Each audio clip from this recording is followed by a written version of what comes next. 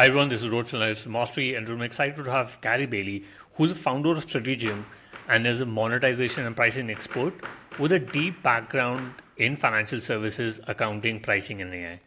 Welcome to the show, Gary. Thank you for inviting me, Mohit. It's good to catch up. Where do we start? Absolutely. Before we deep dive more into pricing, it's quite interested to know about your experiences in Nomura and ICBC, and how did you get in this crazy world of product management and pricing? Thanks. Okay, well, it's interesting because I always wanted to be an accountant. It sounds quite sad. So I wanted to qualify as an accountant. I think you call it CPA, but we call it a chartered accountant. So I went to university and then got a job at what was quite a small boutique financial services firm called Spicer and Oppenheim. But literally 9 days before they were supposed to employ me, they got taken over by Deloitte. It was called Touche and Deloitte at the time, but essentially Deloitte. And as a result, I was folded into a massive company, and they thrust all of us into different areas. And the area that I actually wanted to go into was financial services. And this was like beginning of the 90s. And in the early 90s in the UK, we had this kind of financial big bang. It started in about 1986, 87, but really started to take hold by the early 90s. And that was kind of the dawn of the derivatives age, where banking went from, let's be fair, traditional, quite posh, blue blood banking into a kind of, let's just say, Wild West. And so I was lucky to get into audit at the time, at the beginning of the Wild West in the early 90s. And then my first job was at UBS, which was like right peak, part of the kind of explosion of derivatives. Got it. Interesting. And what's the origin story behind, you've been part of few companies like Talent Capitalist and how you regard yourself as monetization architect. So how did you go about focusing more on, pricing and monetization part there? Well, I suppose I always wanted to get into recruiting. So as a result of working in banking, we were constantly turning over staff. So I worked in banking for about 25 years. And we probably had like a 25% turnover in finance in every single year. Sure. And so at one firm, the largest firm I had, maybe 80 people worked for me. So there's just constant recruiting, trying to get basically 20 people every year. And so as a result, I thought, okay, we needed new strategies to basically get that many people and to churn and to talent manage and to basically work out what is the capital that we had. And so after many failures, basically trying to recruit probably the best people we could, that didn't really work. Maybe it worked at UBS for a bit because that's quite a big firm, but even then we were beaten out by big like US firms like Morgan Stanley, JP Morgan, Goldman. They always looked better even than UBS. And at the Muir, that got even worse. And so we realised we couldn't hire the top tier because they just wouldn't come to us. They would go to one of the big firms, bulge bracket. And so we decided to go to university and start recruiting from like year 2 in university. And then we would have an intern, and then the intern would turn into graduates. And so throughout that and looking at the whole banking scene, I realised that recruiting is actually really important.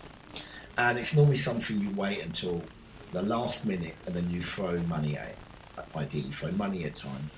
And so I always had the idea of how do you create almost like an end-to-end pipeline of basically people who want to work in that particular firm. And so I tried different ideas, most of which didn't work.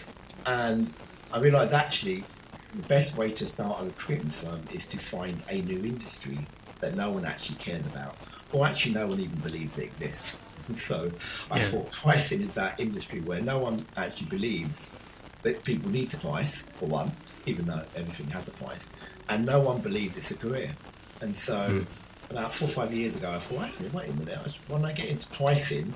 One, because I've done derivative pricing for many years, and two, you can meld that with the recruiting to say, actually, if you could become the university of this particular technique, and then obviously train people, and then obviously they would get recruited. And so that's on the journey of where I basically took the Talent Capitalist plus my old experience, plus the fact that I actually do like recruiting and interviewing people.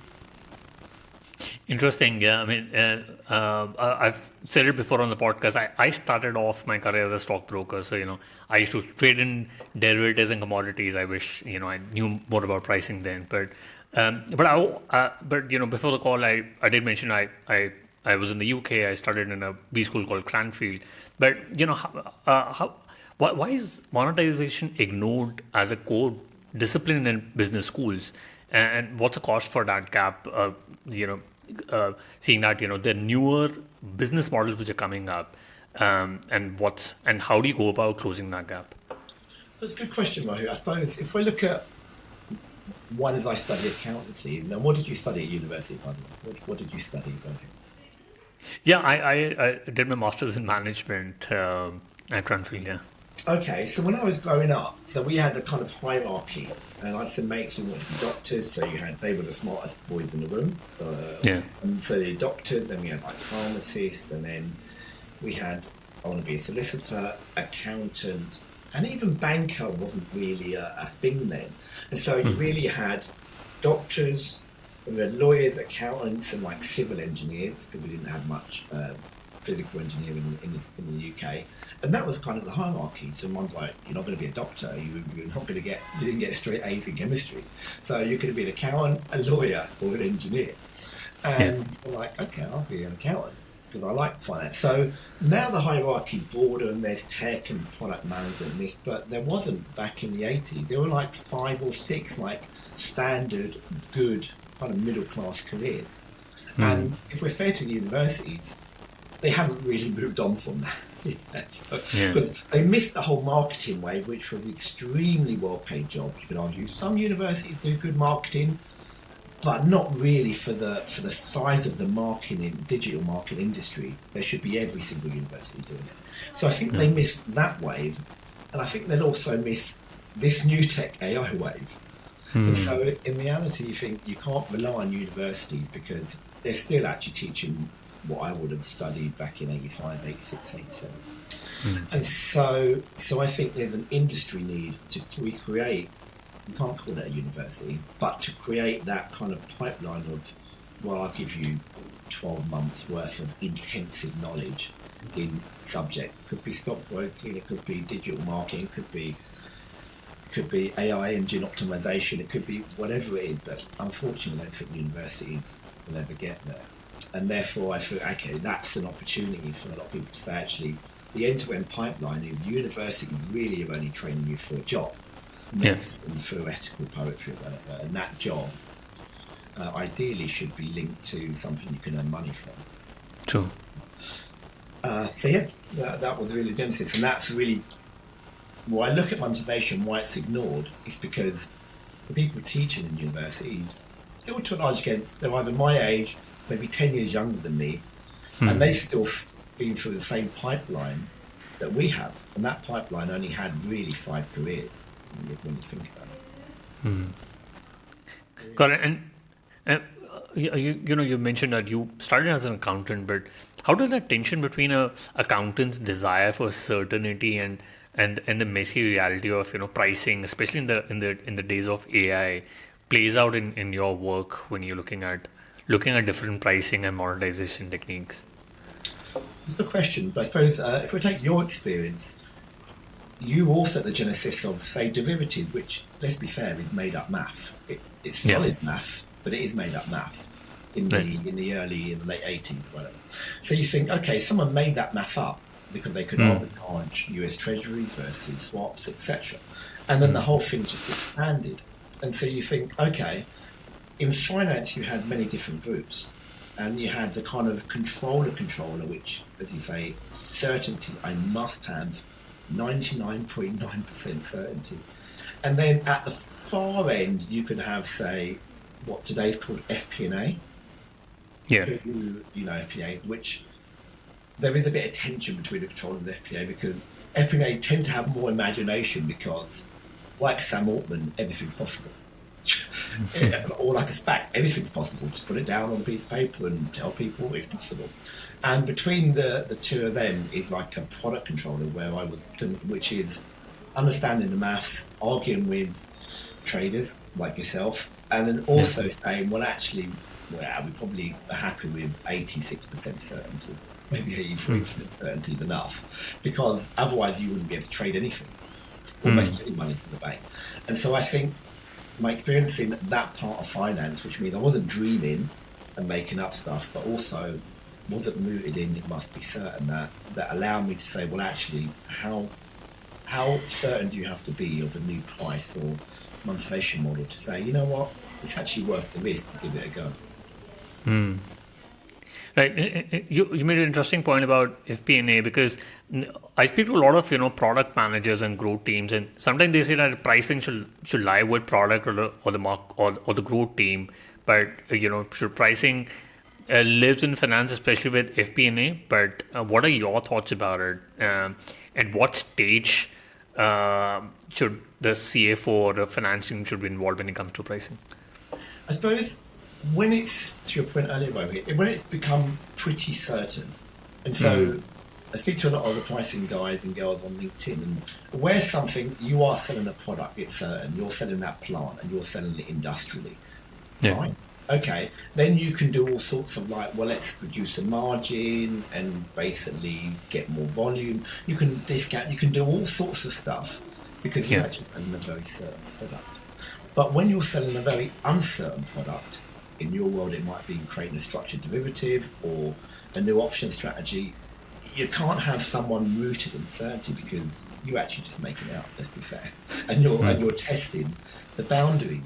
So I think any market where you've got a really rock solid certain product and you've got maybe a lot of back testing in it, I think that should be handed off to finance. When you've got a kind of new frontier in the general finance DNA, even in FP&A, it's not possible. I think you need someone more of a product manager to say, I'm going to run 15 experiments. 14 is going to be rubbish, maybe 14 and a half rubbish. And then I'm going to find one small element which I'm going to double down. And that really isn't generally, not just like in the accountants on the account, in the DNA of the average accountant to run that many experiments at the same time. Got it.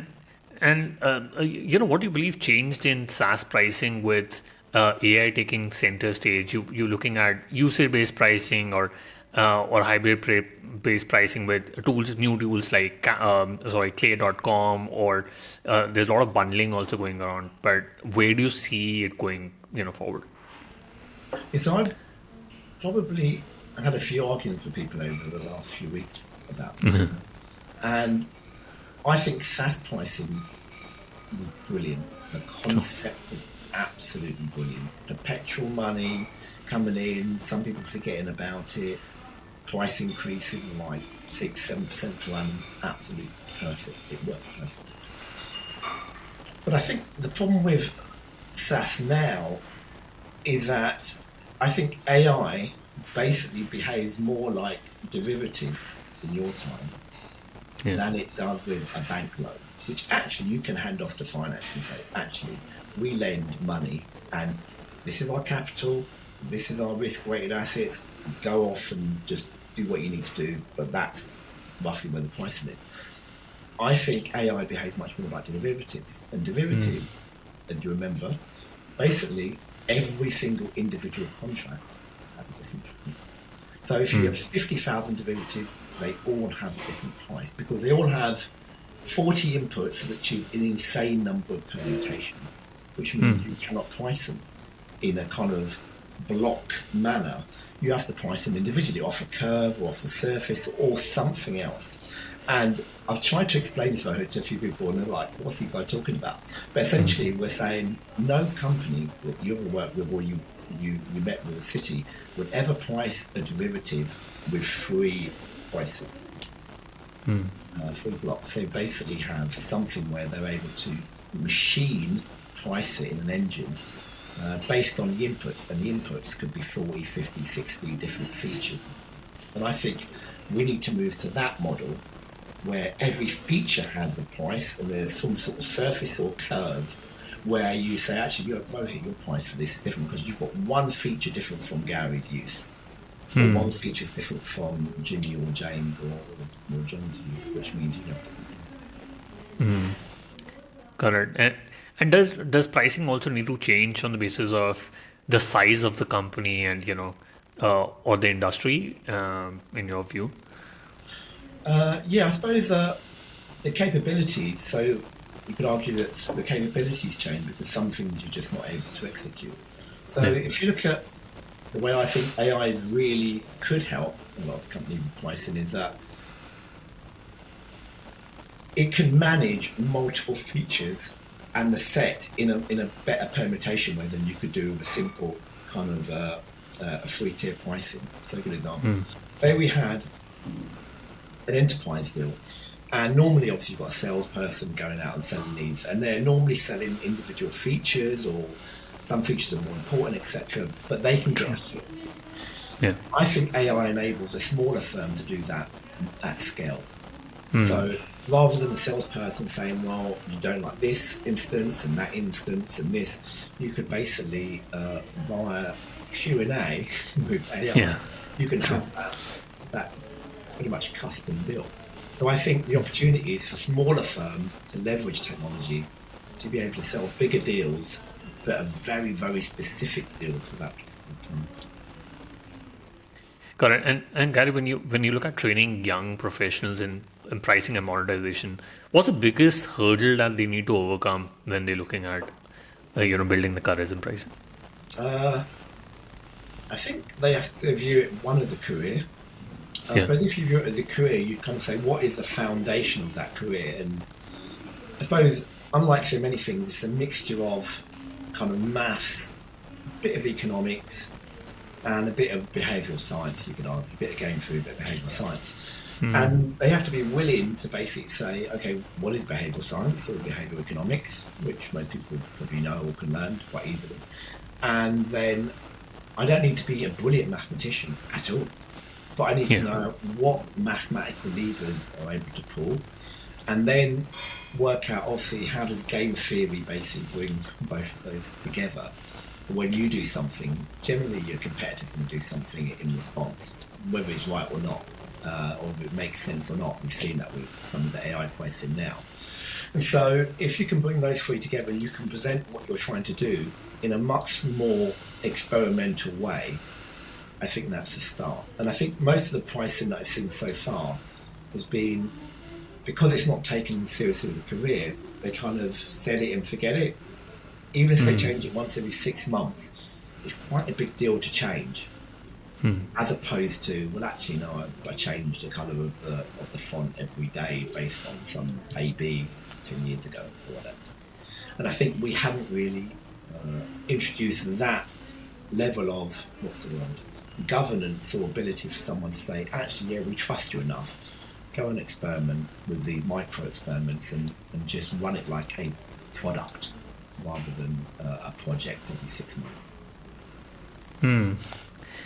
Interesting. And would you think the CEO or the product team should look at a post-mortem of how the pricing experiments are doing every month or every quarter? What's the sort of cadence that you suggest a founder or a CEO to look at? I'd say at least monthly. Okay.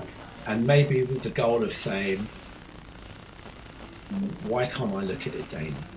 So in a very similar way, in your background and mine, people would have said, okay, we can do month end and we can do quarter end, true ups, etc. True. But why can't we produce a daily balance sheet? Especially in a firm where you had 10,000 people, why on earth couldn't finance produce a daily balance sheet? It doesn't. Anybody external would be like, that's your whole job in a bank, is to produce a balance sheet. So in a very similar way, you could argue that the whole job of a software company is to have software that can tell you every single day pretty much how much money you make and pricing is input into how much money you make. Yeah. So if you take that, it should be treated no different from any banking app, which would make sure that every single day you know the amount of cash in Stripe or in Monzo or Revolut. And I think if you look at it that way, then we're not there yet. But your engineering team think very differently than actually once a month true up or post-mortem once a month. So that was the idea. That's what people promise that AI can do. And Yeah. even without AI, you could have done it because you could just basically look at what movement you made and what was the response that the customer had. Correct. And especially, when you're looking at helping small businesses recruit for the role of, say monetization architect or monetization expert. So what does the job description actually look like for a founder who's looking to hire for that sort of a role? Good question. Because debating this with George the other day and saying, generally the ones that we look at tend to have pricing in Okay. the name. And I suppose we're both debating, should it be pricing or should it be monetization? And that's, you could end an argument on LinkedIn for that for like hours. And I suppose I settled on monetization because they're saying, actually, the company that we know that make a shit ton of money actually never talk about price. And so if we extract NVIDIA, because we understand NVIDIA 50 grand chips and stuff, but if we think about Google and Meta, who I'm quite obsessed by both of those, no one in Google or Meta ever talks about price. No product manager, no podcast, no nothing. So you're like, okay, and no one external ever said, well, let's talk about Google's pricing. They don't. Because Google has thousands of price points, but it had a monetization system and architecture. And so, to your point, I'm saying, when I write a CV or saying, what should a CV look like? It should be someone who has the word architecture in there. Okay. I'm going to architect Rohit's monetization. And it's going to look like this house, and it's going to be built in this way, and it's going to have an engine at the back or air conditioner at the back, or whatever. This is the way your monetization and your revenue house is going to look. And this is the amount of money we can afford to spend on it now, but it's going to improve and we're going to renovate it in that way. So I would look for the word kind of logic and architecture and structure, rather than someone who says that I'm good at pricing, which is going to be a core skill, just like building would be a core skill of actually building your house that we've talked about. So I would say the word architecture is top of mind. That's some of the debates that we've been having online on what does architecture mean. Google architected a monetization machine, and then they have some auction pricing. But they architected it by buying this and buying that and moving this and moving that and A/B testing this and that. And Meta pretty much copied what Google had done. Yeah.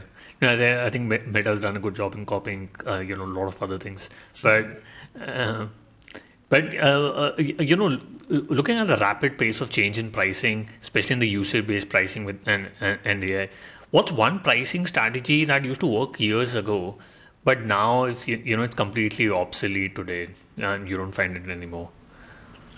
Yeah, I suppose most people would say seats, but I don't believe seats are obsolete. So I don't think anything from the SaaS era is going to become obsolete. But I think the seats will be used almost the way that licenses were used. I think we'll say, you can call it number of seats, but you're going to pay this much. You're going to pay 100 grand for this, and you can divide it by number of seats if it makes you happy to budget in, but you're paying 100 grand. And so I think seats will be a proxy for licensing, and then usage is a okay proxy for value. Okay, it's not brilliant, but it's okay. And I think the struggle between those two and where SaaS is struggling is they know they're the third way, but the third way requires completely re-engineering and re-architecting them. And their third way is pretty much is kind of derivative pricing or pricing based on the job. And if we take an example, I'm using, what do I use? We'll talk about it later, but I use a lot of AI animation tools. Messed up with all of them, and video tools. And everybody's using Sora and this and that and VO. But rarely do we really know what jobs they're doing for us. Yeah. Where, say if we were like, I don't know, doing motion videos or whatever, you'd say, oh, I'm going to use it for that because that would cost me this in the old days, and now I'm going to use the VO3 or Sora or Runway. And so you would have a specific job that you would do, which is take an image and replicate 10 videos of it 5 seconds each. So we know that that job could be priced because someone has already priced it because they've been doing it for 10, 15, 20 years. And so I think the next evolution of say SaaS and AI pricing is to jobs. And I think people are running scared of that because actually it requires a lot of work. What is someone actually going to do with a Sora? Who is that motion designer? What is he or she actually trying to motion design? How much is that worth? And there's like 4 or 5 steps that people need to go through, as opposed to let's just charge them for usage because it's quite easy at a margin. Or no, I just charge £49 a month. And so I think the next evolution is towards jobs, but I don't think any of the others are obsolete. They will still persist because ideally you could say a per seat plus an extra bit of use at a margin, plus obviously we're gonna also value the job at X, Y, Z. Right, and obviously when we're talking about jobs, do you think we'll have AI agents working for us, and there'll be lesser number of jobs because of AI, where there'll be like a universal income for everyone, or do you think we'll need more people with more number of jobs? What are your thoughts on this? Yeah, good question. I tend to be quite cynical because working in banking 25 years, you have to be 100% will lead to less jobs. 100%. There will be some layoffs, and sometimes not for the reason people think. But if you think back to your day, the banking in our day, capital allocation happened via the CFO and the COO and the CEO, probably 9 to 12 months in advance. Correct. So I don't believe necessarily that AI is taking their job, but I think the capital is taking the job. Because in a simple budget, say we have, 200 million worth of fixed OPEX, etc. OPEX and CAPEX, because say we've got 200 million worth of cash. Then basically I can say, well, I could spend 200 million OPEX as I was doing before. Or if I really want to be in the swing and I want to be a CFO and up to date, I'm probably going to allocate some money to CAPEX. In some way, shape or form. Or it could be OPEX in the form of AI agent, because I have to. Because the board's going to ask me, what are we doing with AI agents or AI? I'm going to say, we've allocated a third, 2/3, 1/5 of our budget. So I think the capital budgets are being eaten, and therefore the jobs go as a result of capital, not because the productivity has replaced the human capital. So I think that's what we're seeing now. So all the Microsoft, there's no way AI has replaced those individual people. There's no way efficiency has replaced those people. I think either they want to get rid of them already because they're expensive, or they've actually had to allocate, as we've seen even with Microsoft doing loan deals, etc. They've had to borrow some money or allocate capital, which they cannot also have the same OPEX run rate. And so, to your question, 100% they're going to eat jobs, 100%. And I think productivity replacement probably comes 2-3 years later. Right, and just to follow up on that, somebody who's 18 years old listening to this podcast, what advice would you give to them to be ready for this world of AI? If they don't have that sort of experience, how do they, get involved in the work and build a career? Yeah, I suppose my son's only 14, so saying to him that the university path that my wife and I had was kind of easy, hard to do the exams and stuff, not that hard, but easy because we had these 5 careers that we were going to be that or that, or that, or that. Now I think it's a bit random, and therefore he should look for skills that are very niche, that seemingly no one cares about, but are very important to a very few people. Because now we didn't have widespread distribution, we had to get a job physically somewhere. Whereas they don't have that same problem now. So someone will be producing your podcast, someone will be basically upload it. Someone will be like replicating it in many different social media. Someone may turn it into video, someone may turn it into a cartoon, someone will do you a thumbnail. And some of these are not profitable easily, Yeah. but some are. Some are very profitable. And I was saying that's nook and cranny. One industry comes, you're doing podcasts. That is probably, if the podcast was as big as Joe Rogan, that's a 20-person operation, even. And so there are nooks and crannies, that things that you don't really understand that are your jobs. And if I take the example during COVID, and my kids, they're quite young men. They go to a local primary school, and the teachers are very young. They normally get teachers straight out of university because they're much cheaper in the UK. Yeah. So I thought, okay, during COVID, Zoom, Teams, they're going to be absolutely fantastic on Zooms because they've just left university. They're going to be massively digital native because they've just left university. They were terrible.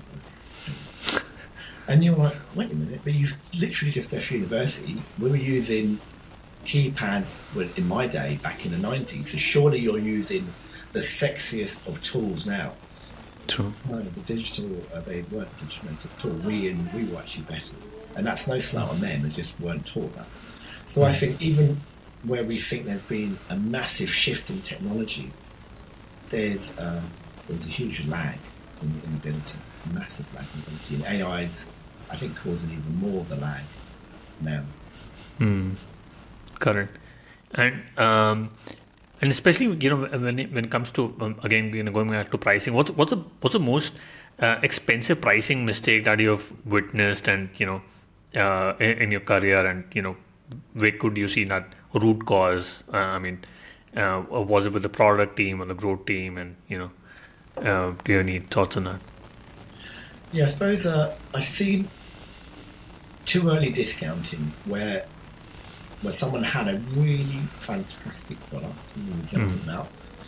and because he was going up with the kind of technical product, but because he was going up against basically firms that looked better on Gartner, basically just had a better reputation, etc.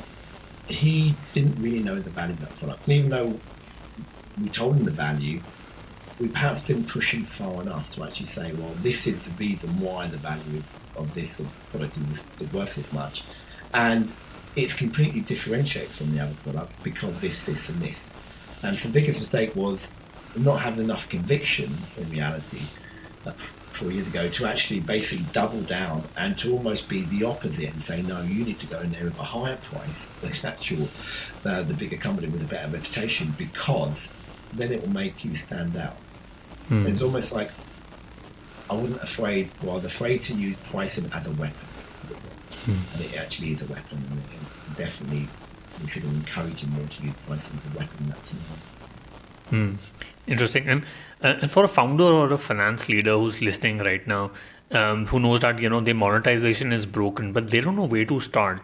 So what's the first question that they should ask themselves in order to start working on the monetization? good question. I would say that most founders, they probably have a lot of features. So I would say start with your feature list. Most people start with their products, but start with your feature list. List every single feature you have. Okay. And then you say, okay, well, say someone new came to the company, some CEO, CFO, CPO. Yeah. What would she think? Now, I've told her all of those features. The first thing they would do is, right, let's see how we rebundle those features into the highest paying products. And so when you're in it, it's very hard because you've got these three set tiers and the product's actually emotionally built. But actually underneath, the atomic unit value is via the features. And then you get more value by rebundling those features into a package, a job that Rohit wants. So I would say that the first task would be to have the whole team individually list all the features. Now that would reveal, in a team of say, start with 10 people, there is no way they would list all the same features.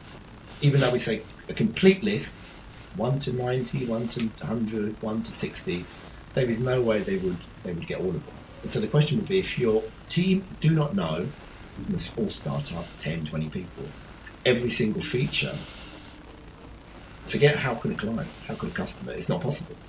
Yeah. And so when I first tell companies, is say, list every single feature and get them to do it individually in the room or at home without speaking, and you get a wild variation.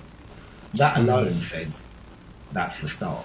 Then it will be like, great, after we have the complete list, how would you rebundle? How would someone cold who didn't know anything about you guys rebundle those features into something else?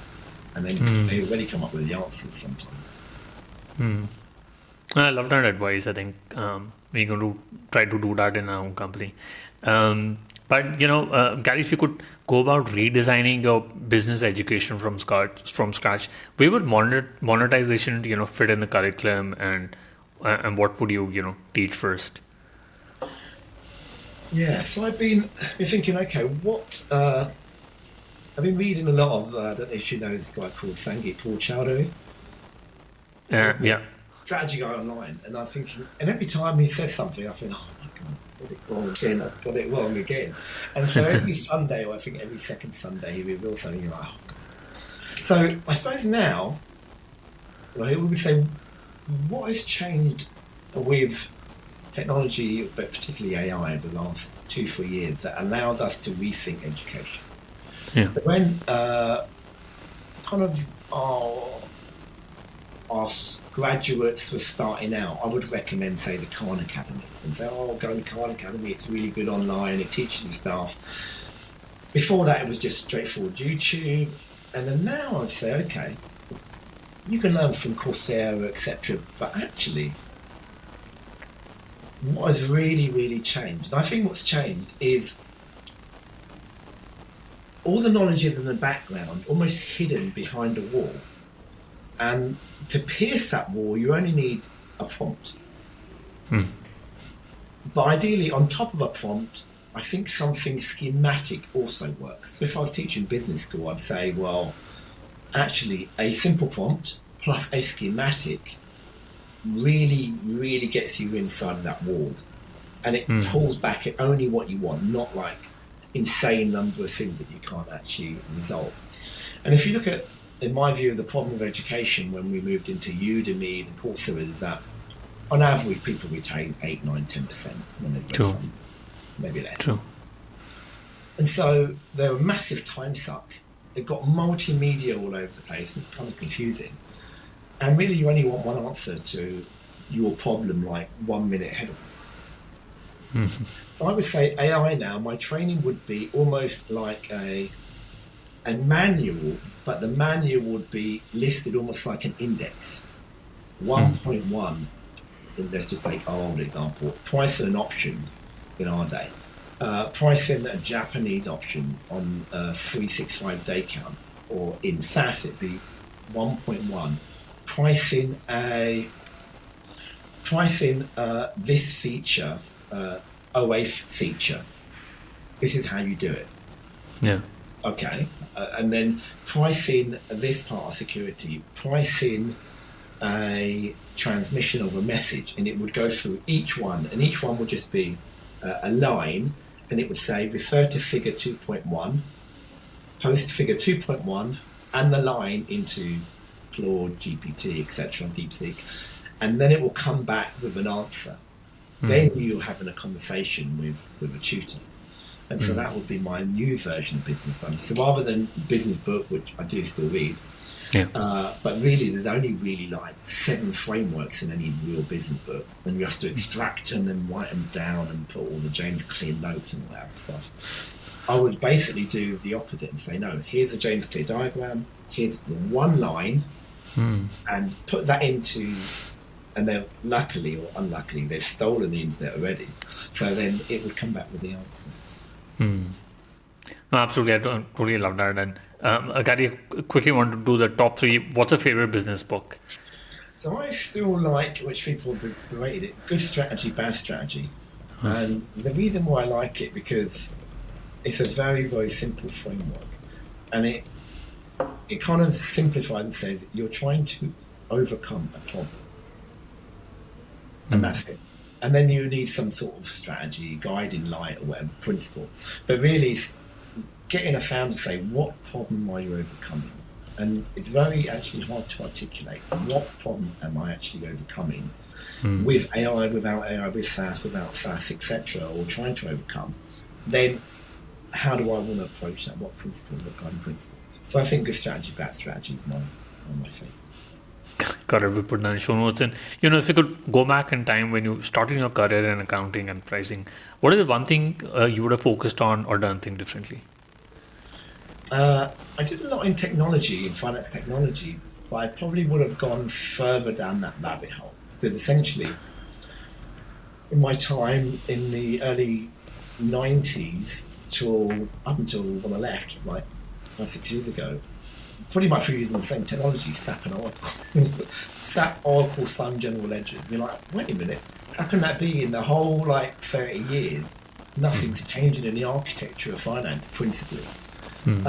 So I would have probably gone down that rabbit hole sort of more. So I spent a lot of time on SAP, years and years, and I quite like it.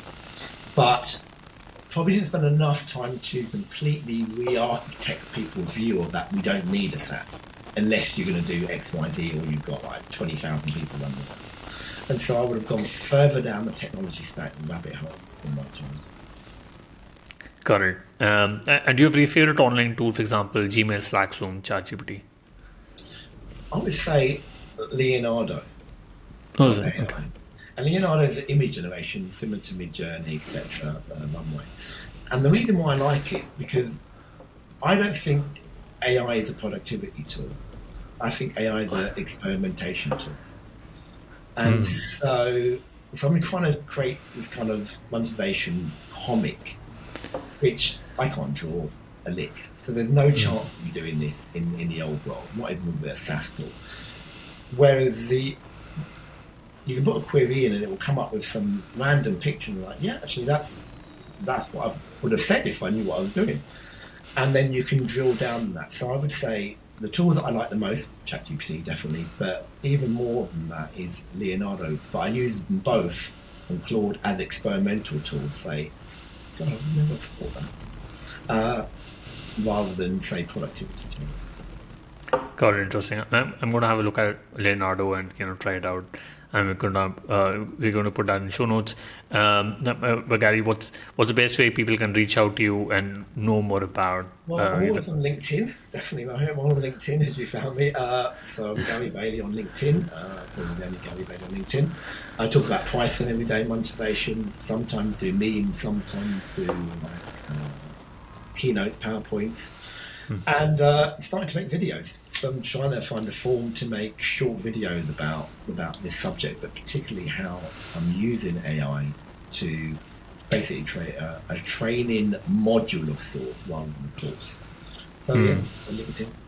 LinkedIn, got it. We'll put down in show notes. Gary, thank you so much for taking our time and speaking to us. I really enjoyed my conversation with you. Thank you, Rohit, and we'll speak soon. Sure.